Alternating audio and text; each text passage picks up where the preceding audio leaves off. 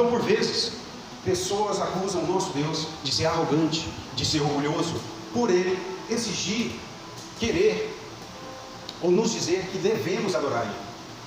E eu quero deixar claro essa noite que nosso Deus não é isso que eles pintam. Não é dessa forma. Primeiro nós devemos definir o que seria orgulho e humildade. Orgulhoso é aquela pessoa que fala aquilo que é um exagero de si próprio. Ela vive uma certa falsidade. O orgulho tenta trazer aplausos para aquilo que não é aplaudível. Tenta trazer aquilo que não é verdade sobre a vida da pessoa. De certa maneira, nós vemos até o apóstolo Paulo falando que tem orgulho de determinadas coisas. Nós sabemos que o orgulho, desse tipo que eu estou falando aqui, é um pecado, é errado. Mas, vez ou outra, usamos a palavra orgulho de uma maneira própria.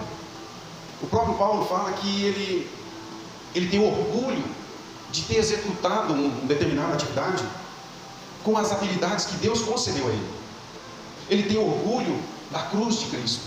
Ele tem orgulho do Evangelho de Deus, que é poder para a salvação. Veja que quando ele fala isso, ele está falando que ele tem prazer nas qualidades que Deus atribui, ou a ele, ou que o próprio Deus faz na terra. Ele não está querendo trazer aplausos para si próprio. Eu sou bom nisso, olha como eu tenho orgulho disso. Não. Às vezes nós podemos falar assim que temos orgulho de executar as habilidades que Deus nos deu, o dom que é de Deus, reconhecendo que Ele, sim, é Deus bondoso e generoso, e nós apenas instrumentos em suas mãos. E nós não vemos Deus dessa forma orgulhoso. O contrário do orgulho é a humildade.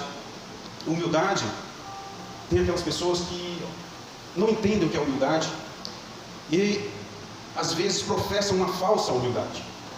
Dizem que é falha, que não sabe fazer, quando na verdade ela sabe sim fazer, sabe sim executar alguma coisa, é boa em algo.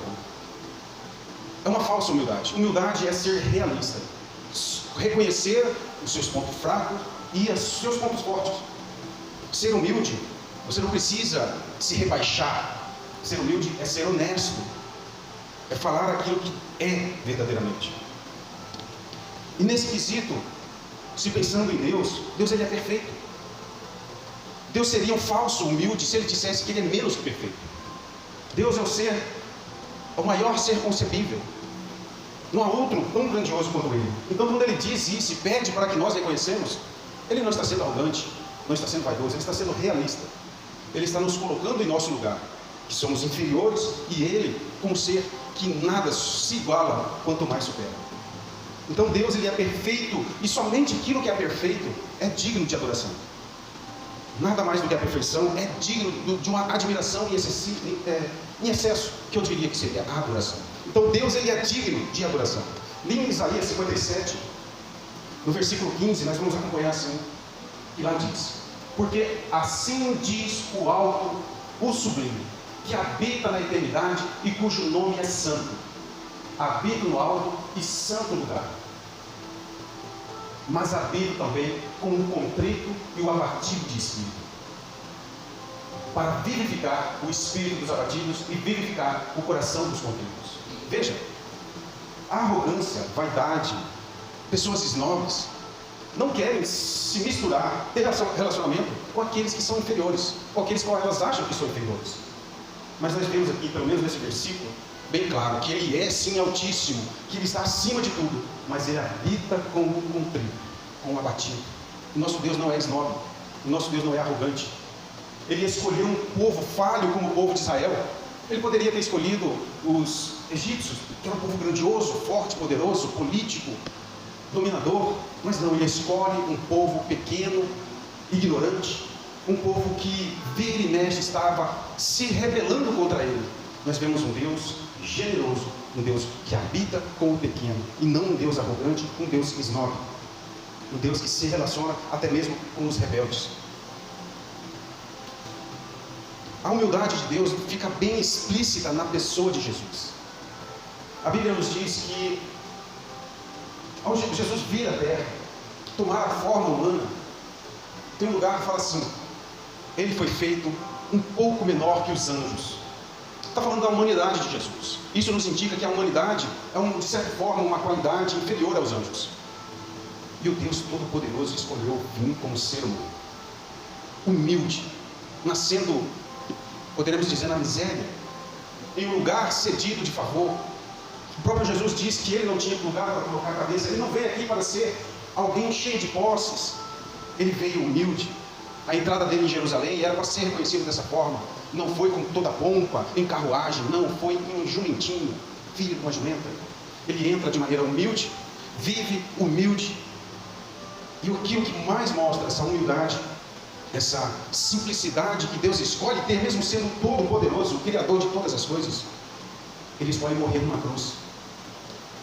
A morte mais horrível e mais humilhante de todas. Então, qualquer pessoa que venha falar que o nosso Deus é orgulhoso, ela é muito tola. Ela não conhece a Bíblia, não conhece nada de Evangelho.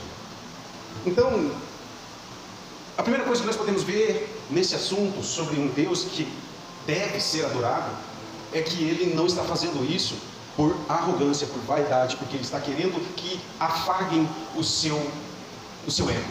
Não, nosso Deus, ele é humilde, ele é generoso, ele é todo-poderoso, mas ele não é esnobe, não é arrogante.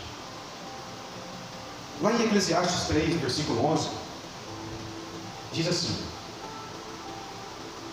tudo em seu... Aliás, Deus fez tudo formoso, no seu devido tempo. Também pôs a eternidade no coração do ser humano, sem que este possa descobrir as obras que Deus fez desde o princípio até o fim. Nós vemos aqui então, no comecinho desse versículo, que ao Deus criar a humanidade, ele coloca a eternidade, esse anseio pela eternidade no coração humano. Nós temos o desejo de algo que aqui não sacia de jeito nenhum. Nós sempre buscamos algo que, não importa o quanto nós buscarmos aqui, a gente não vai se sentir saciado. Nós queremos a eternidade, nós queremos o ser que é eterno. Alguns estudiosos que lutam contra a fé, ateus, dizem que, ao observar a humanidade, em sua ciência, em sua sociologia, veem que a própria teologia está embutida biologicamente. Teologia é biologia, é como eles acabam classificando, porque conseguem observar que toda a humanidade, que o ser humano, ele tem uma predisposição a ser religioso. Com isso eles tentam acabar com a fé, falando que isso é apenas uma ignorância que nasce de maneira natural nossa. No entanto, virando o jogo, nós podemos ter essa noção que se um Deus que quer um relacionamento com os seres a qual ele criou, nada mais natural do que ele criar um ser que deseja ter um relacionamento com ele. Então nós vemos isso, e é reconhecido que nós, seres humanos, temos isso que Eclesiastes 3:11 diz: o desejo da eternidade em nossos corações. E isso tem a ver com a adoração. Nós fomos criados para termos a adoração em nosso coração. E é por isso que muitos, quando não olham para Deus, eles acabam adorando algo que é diferente de Deus. Eles acabam se apaixonando e amando o dinheiro, ou outros deuses, ou um relacionamento, colocando coisas em primeiro lugar, entregando a sua vida em outras coisas. O ser humano, ele realmente é um ser que deseja adorar algo. E isso foi a forma que Deus nos fez. Tem a ver também com a imagem e semelhança que nós temos com o nosso Deus. Ele nos dotou de certas capacidades. Lá no Gênesis nós vemos que ele nos dotou de capacidades para governar a terra, para ser um ser administrador. Nós temos razão, nós temos raciocínio, nós pensamos diferente e de maneira complexa, algo que os animais não têm. Nós temos um senso de moralidade, algo que os animais não têm. Tudo isso é uma forma, aliás, é um meio que nós usamos para ter um relacionamento com outras pessoas. Nós podemos ter desejos, nós podemos ter anseios, ambições e relacionamento com Deus. E Ele nos criou dessa forma. Tem um escritor muito famoso, cristão, ele se chama C.S. Lewis. E em suas meditações ele escreve algo que eu gostaria de ler. Algo sobre o louvor. Louvor, acho que está intimamente ligado com aquilo que nós, com o assunto, que é a adoração. Veja. Ele diz que algo escapou em seus pensamentos que ele não tinha percebido até aquele momento, mas aí ele escreve. Ele diz: mas o fato óbvio sobre o louvor, se a Deus ou a outra coisa qualquer, estranhamente me escapou. Pensei nisso em termos de elogio, aprovação, e concessões de honra. Ele pensou que o louvor era algo desse tipo: aprovação, elogio, honra. Eu nunca tinha percebido que toda a alegria transborda espontaneamente em louvor. Ressoa com louvores. Os amantes louvam as amantes. Leitores louvam seus poetas favoritos. Caminhantes louvam as paisagens. Os jogadores louvam seus jogos. Eu acho que nos deleitamos em louvor aquilo que nos dá satisfação. Porque o louvor não meramente expressa, mas completa a alegria. É uma espécie de consumação. O que ele está dizendo aqui é que o louvor é uma espécie de completar aquela alegria sobre aquilo que amamos. E é realmente isso, a adoração é uma forma de completar aquele desejo, aquele amor que sentimos por Deus. Nós vemos isso, e tudo isso que ele falou aqui pode ser observado.